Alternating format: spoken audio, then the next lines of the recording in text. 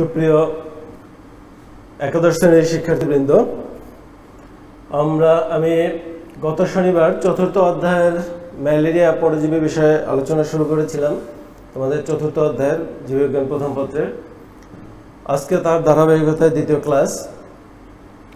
তো আজকে আমরা গত ক্লাসের বিষয়গুলো নিয়ে আমরা একটু আলোকপাত করতে পারি যে গত ক্লাসে আমরা আসলে কি কি পড়েছিলাম, গত ক্লাসে আমাদের বিষয়গুলো কি ছিল।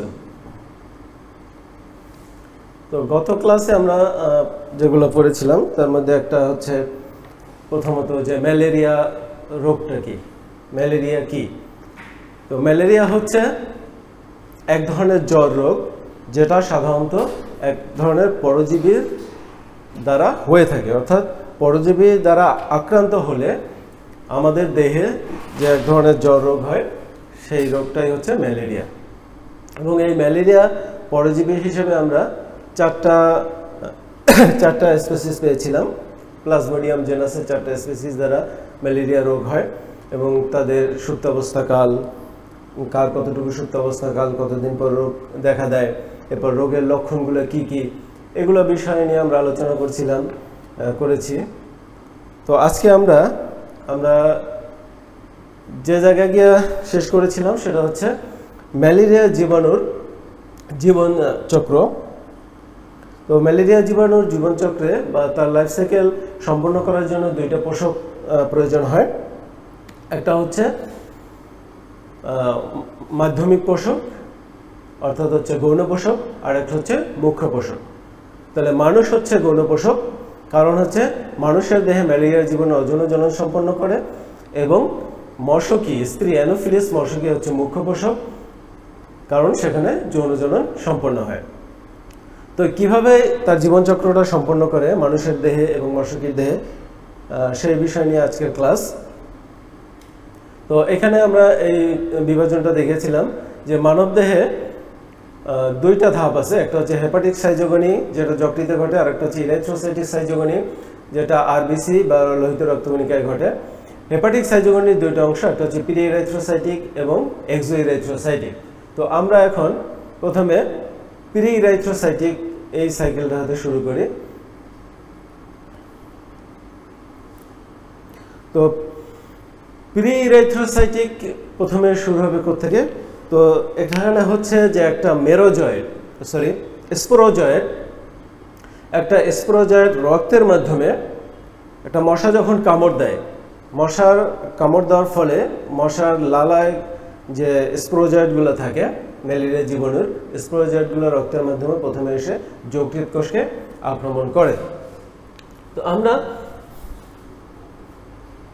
যদি এই একটা ধরি আমাদের যকৃৎ কোষ, তো এইখানে সাধারণত স্পোরোজয়েডগুলো একটু লম্বাটে ধরনের হয়। তাহলে একটা স্পোরোজয়েড এসে এই যকৃৎ কোষকে আক্রমণ করবে, অর্থাৎ যকৃৎ কোষের ভিতরে সে প্রবেশ করবে রক্তস্রোতের মাধ্যমে এসে। তো প্রবেশ করার পরে পরবর্তীতে কি হবে? এই লম্বাটে কোষটা গোলাকার হয়ে যায়। যকৃৎ কোষ থেকে সে তার প্রয়োজনীয় খাদ্য গ্রহণ করে লম্বাটে যে মাকু আকৃতির যে স্পোরোজয়েড,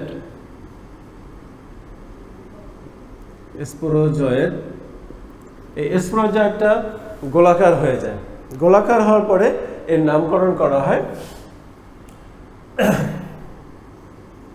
প্রবেশ করার পরে এইভাবে গোলাকার হয়ে যায়। গোলাকার হয়ে যাওয়ার পর এটার নাম হচ্ছে ক্রিপ্টোজয়েড।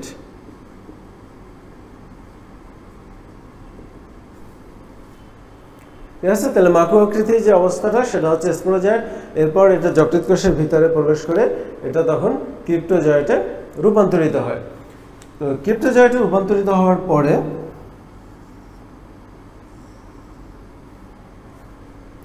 এই যে এখানে একটা নিউক্লিয়াস, এটা হচ্ছে নিউক্লিয়াস, ক্রিপ্টোজয়েডের নিউক্লিয়াস। এই নিউক্লিয়াসটা ক্রমাগত বিভাজিত হয়, অর্থাৎ সাইটোপ্লাজমের বিভাজন ঘটে না, এখানে শুধু নিউক্লিয়াসের বিভাজন ঘটে। তো নিউক্লিয়াসের বিভাজন ঘটার ফলে একটা নিউক্লিয়াস থেকে এরকম অনেকগুলো নিউক্লিয়াস তৈরি হয়। ফ্রি নিউক্লিয়ার ডিভিশন বলা হয় বা মুক্ত নিউক্লিয়াস বিভাজনের মাধ্যমে এরকম অনেকগুলো নিউক্লিয়াসে পরিণত হয়। আর এখানে যকৃৎ কোষের নিউক্লিয়াসটা থাকে। তাহলে এই যে অবস্থাটা, এই অবস্থাটাকে বলা হয় সাইজন্ট, অর্থাৎ ক্রিপ্টোজয়েটের নিউক্লিয়াসটা যখন বারবার বিভাজিত হয়ে অনেকগুলো ফ্রি নিউক্লিয়াস তৈরি করবে, সেই নিউক্লিয়াসগুলো হচ্ছে সাইজন্ট। এরপরে পরবর্তী ধাপে প্রত্যেকটা নিউক্লিয়াসের চারিদিকে সাইটোপ্লাজম জমা হবে, কিছু পরিমাণ সাইটোপ্লাজম জমা হবে।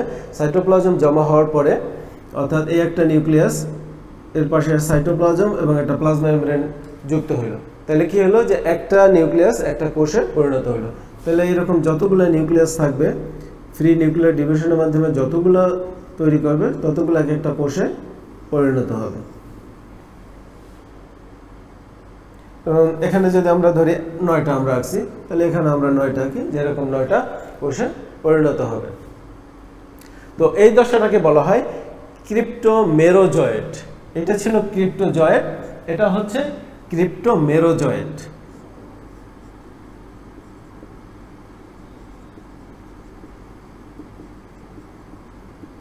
ক্রিপ্টোমেরোজয়েট।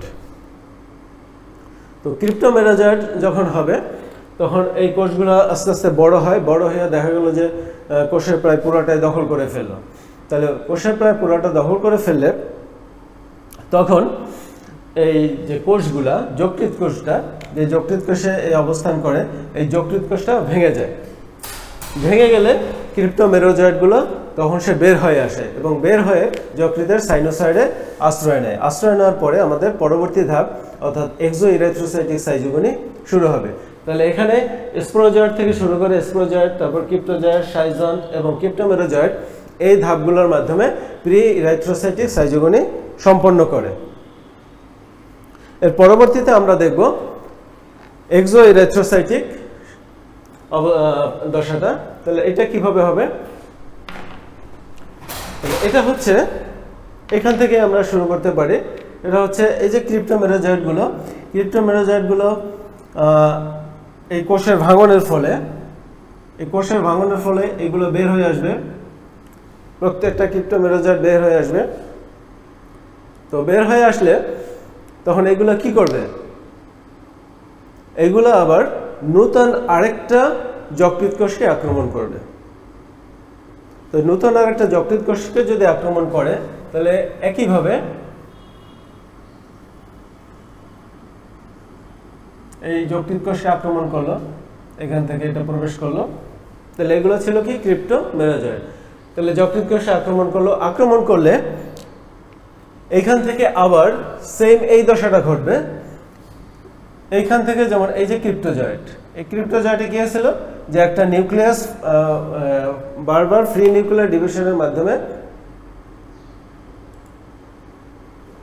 অনেকগুলো নিউক্লিয়াস তৈরি করছিল। মানে এই দশাটা পরবর্তীতে আবার এই সাইজন দশাটা তৈরি করবে, অর্থাৎ এই ক্রিপ্টোমেরোজয়েটগুলো আবার অনেকগুলো ফ্রি নিউক্লিয়ার ডিভিশন তৈরি করবে।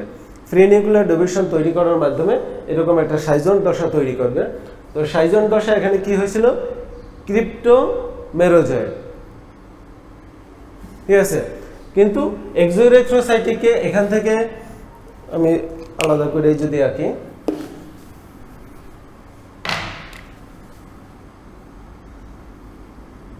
এখানে অনেকগুলো নিউক্লিয়াস তৈরি করলো, তাহলে এটা হচ্ছে সাইজন্ট।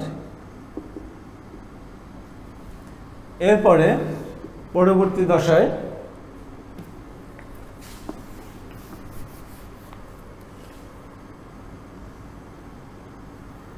এখানে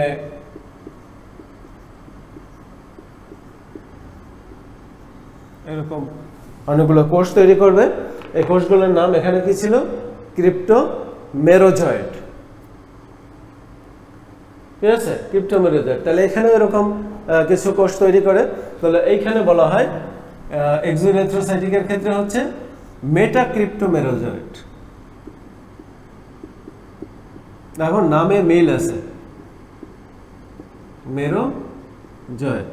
তাহলে এক্সোইরেথ্রোসাইটিকে সেম একই জিনিস, একই রকমের ডিভিশনের মাধ্যমে যেগুলো তৈরি হয়েছিল ফ্রি নিউক্লিয়ার ডিভিশনের মাধ্যমে, সেগুলোর নাম ছিল ক্রিপ্টোমেরোজয়েড।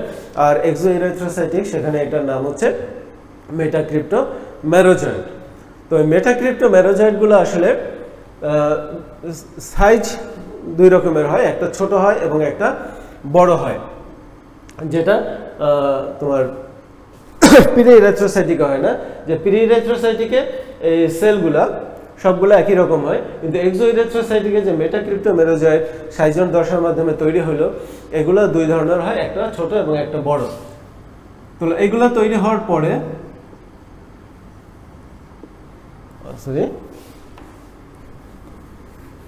এখান থেকে দুই ধরনের টেলোমেরোজয়েড তৈরি হবে, দুই ধরনের মেটাক্রিপ্টোমেরোজয়েড, একটা ছোট আকৃতির এবং একটা বড় আকৃতির। তাহলে যেগুলো ছোট হবে, একটা ছোট এরকম আর একটা এরকম বড়, দুই ধরনের সেল তৈরি হয়, মানে দুই ধরনের মেটাক্রিপ্টোমেরোজয়েড তৈরি হয়। তাহলে যেটা ছোট সেটা হচ্ছে মাইক্রো মেটাক্রিপ্টোমেরোজয়েড, আর যেটা বড় সেটা হচ্ছে ম্যাক্রো। কারণ আমরা জানি মাইক্রো মানে ছোট এবং ম্যাক্রো মানে বড়, তাহলে এটা হবে ম্যাক্রো মেটাক্রিপ্টোমেরোজয়েড।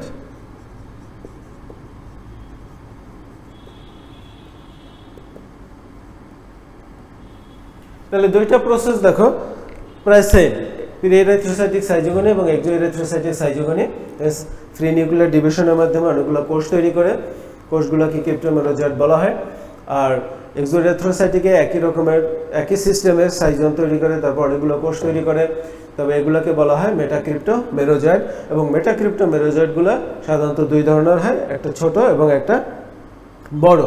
তাহলে ছোট যেগুলো সেগুলো হচ্ছে মাইক্রো মেটাক্রিপ্টোমেরোজয়েড এবং যেগুলো বড় সেগুলো হলো মেটাক্রিপ্টোমেরোজয়েড।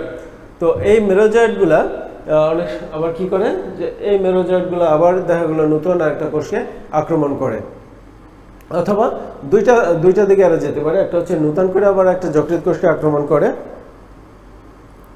অথবা নতুন লোহিত কণিকাকে সে এখান থেকে বের হয়ে, যকৃৎ থেকে বের হয়ে গিয়ে সে লোহিত কণিকাকে আক্রমণ করে। তো এর পরের ধাপ হচ্ছে আমাদের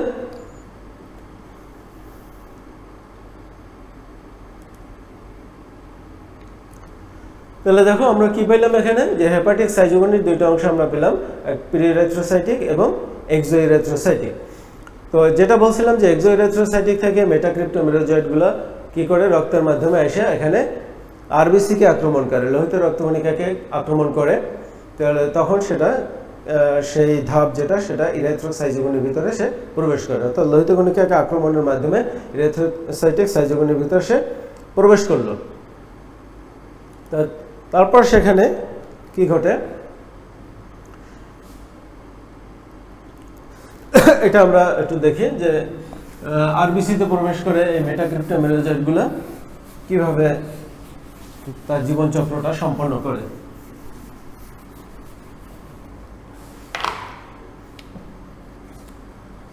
তো ওখান থেকে আমরা যেটা পেয়েছিলাম যে এক্সোইরেথ্রোসাইটোগনি থেকে ম্যাক্রো যেগুলো থাকে সেগুলো নতুন যকৃৎ কোষে আক্রমণ করে, এবং মাইক্রো মেটাক্রিপ্টোমেরোজয়েডগুলো সেগুলো এসে কি করবে, আরবিসিকে আক্রমণ করবে। এটা হচ্ছে মাইক্রো মেটাক্রিপ্টোমেরোজয়েড।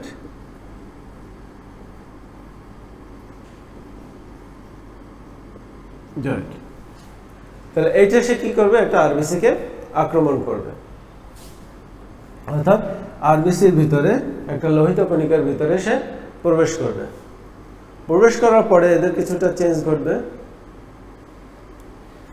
তো সে কি চেঞ্জ ঘটবে যে এই মেরোজয়েডগুলো তখন আরবিসির ভিতরে প্রবেশ করবে। প্রবেশ করার পরে সে লোহিত রক্তকণিকা থেকে খাদ্য গ্রহণ করবে, এবং খাদ্য গ্রহণ করে একটু সাইজে বড় হবে। তাহলে আমরা যদি দেখি যে এভাবে সাইজে বড় হয়, ভিতরে একটা নিউক্লিয়াস থাকে, এবং একই সাথে এখানে একটা গহ্বরের মতো তৈরি হয়। তো এই স্ট্রাকচারটাকে বলা হয় ট্রোফোজয়েড।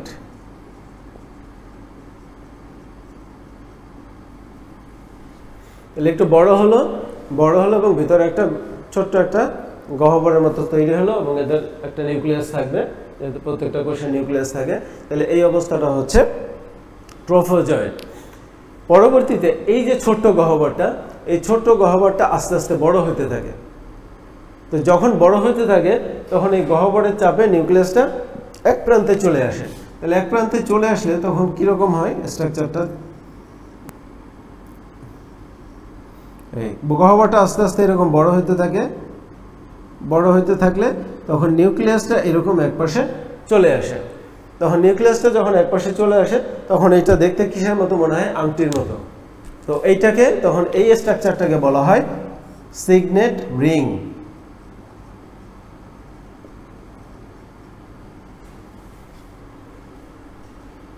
ঠিক আছে, যেহেতু রিংয়ের মতো দেখা যাচ্ছে এই জন্য এটাকে বলা হয় সিগনেট রিং। এরপরে পরবর্তী দশায়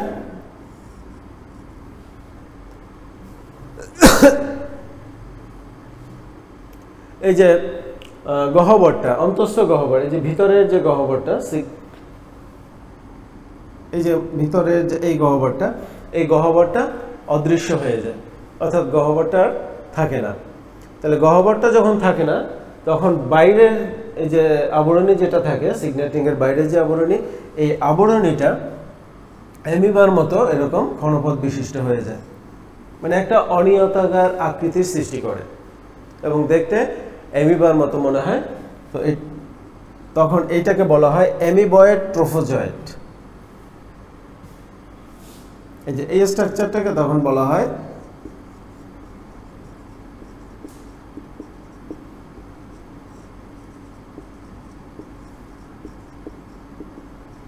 অ্যামিবয়েড ট্রোফোজয়েড। এরপরে এই অবস্থাটা কি করবে এখন? এরপরে অ্যামিবয়েড ট্রোফোজয়েডের ভিতরে যে নিউক্লিয়াসটা আছে, এই যে নিউক্লিয়াসটা আছে, এটা আমরা আগে যেরকম দেখছিলাম ইরিথ্রোসাইটিক সাইজোগনির ক্ষেত্রে যে কতগুলো ফ্রি নিউক্লিয়ার ডিভিশন হয়, এখানেও সেম অনেকগুলো ফ্রি নিউক্লিয়ার ডিভিশন হয়। ফ্রি নিউক্লিয়ার ডিভিশন হয়ে এরকম অনেকগুলো নিউক্লিয়াস তৈরি করে।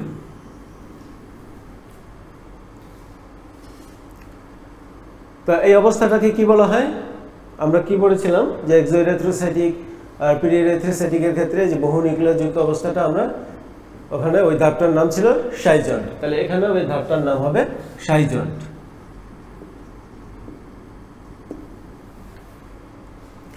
এরপরে সাইজন্টের পর কি হয়েছিল যে প্রত্যেকটা নিউক্লিয়াসের চারদিকে একটা করে প্লাজমা মেমব্রেন তৈরি হয়েছিল, আবরণী তৈরি হয়েছিল, কিছু সাইটোপ্লাজম এসে এখানে যুক্ত হয়েছে এবং আবরণী তৈরি করছে। আবরণী তৈরি করার ফলে অনেকগুলো কোষ, মানে প্রত্যেকটা নিউক্লিয়াসে এক একটা কোষে পরিণত হয়েছিল। তাহলে এখানে কি হবে? এখানে অনেকটা সেই ধরনের হয়, কিন্তু একটু ভিন্নধর্মী। ভিন্নধর্মীটা হচ্ছে যে এখানে এরকম গোলাপের পাপড়ির মতো এরকম হয়, স্ট্রাকচারটা এরকম হয় এবং এই যে এক একটা পাপড়ির ভিতরে এক একটা নিউক্লিয়াস এভাবে অবস্থান করে। তাহলে যেহেতু এটা গোলাপের পাপড়ির মতো দেখতে, এটার এই দশাটার নাম হচ্ছে রোজেট। রোজ থেকে রোজেট নামটা আসছে। ঠিক আছে, পরবর্তী ধাপে এই যে এক একটা পাপড়ি, তাহলে কি হবে যে এক একটা পাপড়ি এক একটা কোষে পরিণত হয়ে যায়। ঠিক আছে, তাহলে যতগুলো পাপড়ি থাকবে ততগুলো কোষ তৈরি হবে, অর্থাৎ যতগুলো নিউক্লিয়াস থাকবে ততগুলো পাপড়ির মতো তৈরি হবে এবং যতগুলো পাপড়ি হবে ততগুলো কোষ থাকবে এবং প্রত্যেকটা এক একটা কোষে পরিণত হয়ে যায়। তাহলে তাহলে এখানে যদি 5টা পাপড়ি থাকে, ধরো 5টা কোষ তৈরি হইল, যদি 6টা থাকে 6টা হইলো, বা 8টা থাকলে 8টা হইলো। এখানে এরকম যে সংখ্যক থাকবে সেই সংখ্যক কোষ তৈরি করবে। তাহলে এই কোষগুলোর নাম হচ্ছে কি? এই কোষগুলো হচ্ছে মেরোজয়েড। তাহলে এই মেরোজয়েডগুলো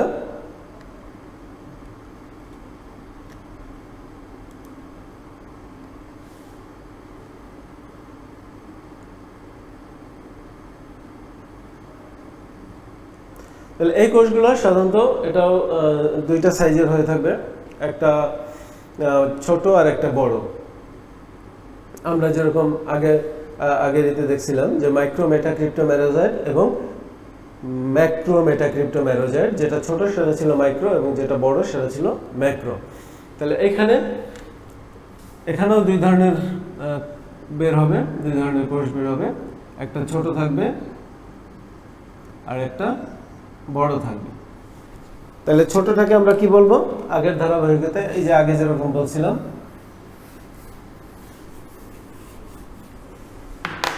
তাহলে এইটা হবে, বড়টা হবে ম্যাক্রো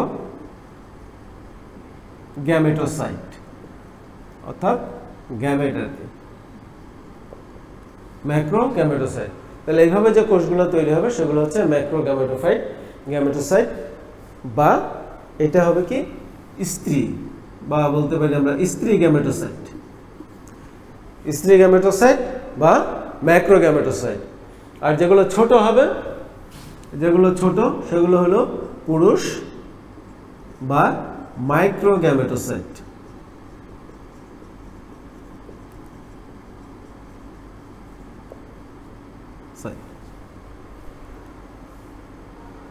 তাহলে এই অবস্থাটা, এই যে মাইক্রোগ্যামেটোসাইট এবং ম্যাক্রোগ্যামেটোসাইট, এটা যখন ভিতরে অভ্যন্তরে তৈরি হওয়ার পরে লোহিত রক্তকণিকাটা ভেঙে যাবে, ভেঙে গিয়ে এই দুইটা গ্যামেটোসাইট বের হয়ে আসবে। তাহলে দুই ধরনের গ্যামেট তৈরি হইলো আর কি। তাহলে দুই ধরনের গ্যামেট তৈরি হওয়া মানে হচ্ছে যেটা যৌন জননের একটা পূর্ববর্তী ধাপ। তো ঠিক আছে, আমরা আবার যদি একটু করি যে কি হয়েছিল এই দশায়। এক্সোইরেথ্রোসাইটিক ধাপ থেকে মাইক্রো মেটাক্রিপ্টোমেরোজয়েড এবং ম্যাক্রো মেটাক্রিপ্টোমেরোজয়েড দুইটা তৈরি হয়েছিল। ম্যাক্রো মেটাক্রিপ্টোমেরোজয়েড আবার নতুন করে আরেকটা যকৃৎ কোষকে আক্রমণ করছে, আর মাইক্রো মেটাক্রিপ্টোমেরোজয়েড এটা রক্তের ভিতর প্রবেশ করে লোহিত রক্তকণিকা আক্রমণ করার পরে সেখান থেকে সে খাদ্য গ্রহণ করে এবং আরো বড় হয়ে স্ফীত অবস্থাটাকে বলা হয় ট্রফোজয়েড দশা। এবং এই স্ফীত অবস্থায় একটা নিউক্লিয়াস থাকে এবং ছোট্ট একটা গহ্বর তৈরি হয়। পরবর্তীতে এই গহ্বরটা আস্তে আস্তে বড় হওয়ার ফলে নিউক্লিয়াসটা এক প্রান্তের দিকে চলে যায়, তখন এটা দেখতে রিং এর মতো মনে হয় বা আংটির মতো, তখন এটাকে বলা হয় সিগনেট রিং।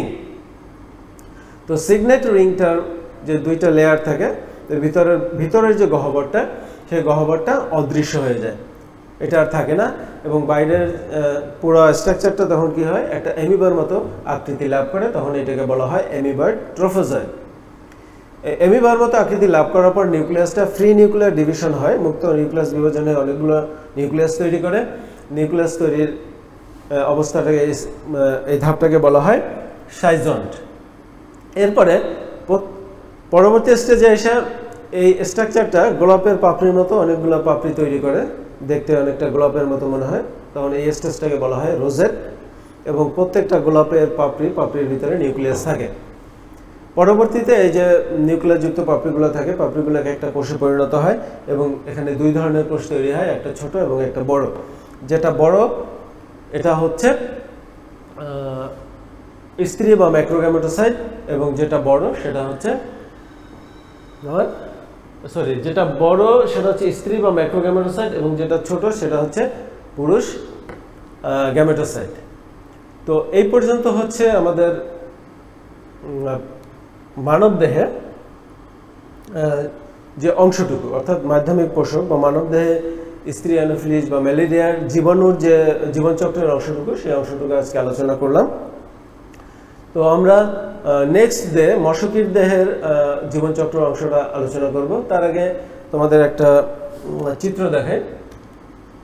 এখানে আমি অ্যানোফিলিস মশকি সম্পর্কে তোমাদের আগের দিন বলেছিলাম যে এটা হচ্ছে অ্যানোফিলিস মশকি, যে মশকির মাধ্যমে ম্যালেরিয়া জীবাণুটি ছড়ায়। তো পুরুষ এবং স্ত্রী মশা অ্যানোফিলিস মশা তোমরা চিনবে কিভাবে? এই ছবির মাধ্যমে, এই যে দেখো এখানে মাথার অংশ থেকে চেনা যাবে, পিছনের অংশ, মশার পিছনের অংশ থেকে চেনা যাবে না, মাথার অংশ থেকে দেখো ফিমেলের এই যে একটা সুঙের মতো, এই যে দেখো এখানে ম্যান্ডিবল থাকে, এই যে একটা তোমার কিয়ার মতো বলে এই যে অংশটা দেখা যাচ্ছে, এই অংশটার কারণে সে পোষক দেহকে আক্রমণ করে, অর্থাৎ মানুষকে আক্রমণ করে। কিন্তু মেইলের বেলায় এই অংশটা নাই, দেখো এখানে একটা পালকের মতো তৈরি হয়েছে, যার ফলে এ মানুষের রক্ত শোষণ করতে পারে না। মানে শোষণ অঙ্গ এদের ক্ষেত্রে নাই। এই জন্য মেল যারা, তারা মানুষের রক্ত শোষণ করে না, তারা শুধুমাত্র মধু বা অন্য কোনো পানীয় টানীয় এই সমস্ত খেয়ে বেঁচে থাকে। আর ফিমেল মানুষের রক্ত শোষণ করে, এবং আগের ক্লাসে যেটা বলেছিলাম যে রক্তটা তাদের যৌন জননের জন্য অপরিহার্য, অর্থাৎ উষ্ণ রক্ত বিশিষ্ট প্রাণীদের রক্তটা তাদের জন্য প্রয়োজন। এই কারণেই স্ত্রী অ্যানোফিলিস মশকি আসলে ক্ষতিকর। তো আজকে তোমাদের এ পর্যন্তই। আমরা পরবর্তী ক্লাসে এই অংশটা শেষ করব। পরবর্তী ক্লাসে আমরা যৌনচক্র এবং ম্যালেরিয়ার রোগ জীবাণু থেকে কিভাবে রক্ষা পাওয়া যায় সে সমস্ত বিষয় নিয়ে আলোচনা করব। সেই সমস্ত তোমরা সবাই ভালো থাকবে, করোনা থেকে মুক্ত থাকবে। সবাইকে ধন্যবাদ।